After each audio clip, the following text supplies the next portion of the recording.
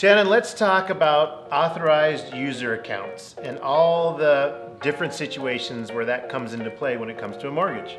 Yeah, so we're talking, what is an authorized user account? Maybe we should start with that. That'd be good. So, authorized user account is, let's say Graver has a credit card and he just adds me onto it. So he's the primary card holder and I'm an authorized user, meaning he's really responsible for making the payment, but I have access to use his money. Cool, right? We see this a lot with parents and kids who like have college kids. They put them on their credit card so they can have access to it.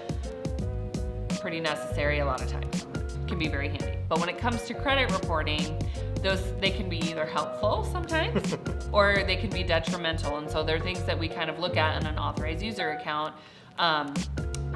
When you add them to be helpful, they kind of give you instant credit history, right? So if Graver's had his credit card for 10 years, he's never missed a payment and he adds me to it, now I kind of have instant 10-year of like awesome credit that he's created for me, which is neat.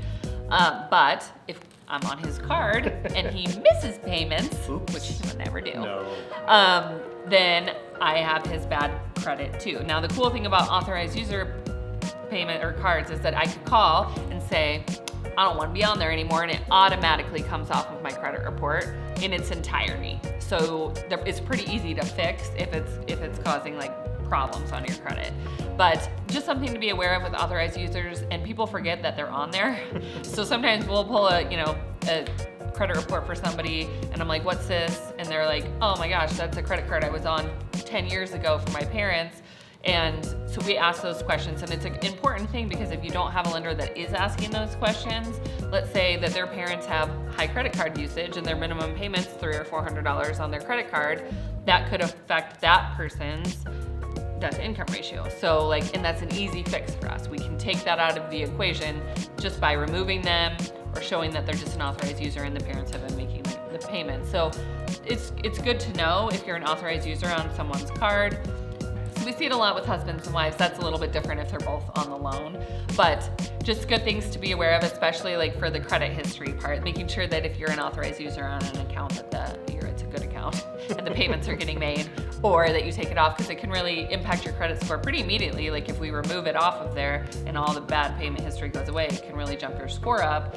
So scores are obviously important in getting mortgages. So those are good things to look at when you're looking at your credit report, making sure you're talking to your lender, making sure you're kind of going through the liabilities on there and that you recognize them, know what they are. Authorized user accounts are being talked about. So yeah, that's what I got on that. I think it's good. And the beauty of it is, Shannon mentioned it earlier, but I think the really good loan officers like Shannon and myself, right? That's one of the areas that we're going to really fine tune and dig a little deeper to figure out all your payments to make sure they are yours and responsible and you're not a authorized user. And if you are, then all the steps you talked about of getting you off of there. So again, it's all about communication, getting line by line items in certain parts of your application and really reaching out and having that relationship with your lender, which is what we desire and what we bring to the table. I think so. So, Shannon and Graver for all your mortgage opportunities. Because we're the best.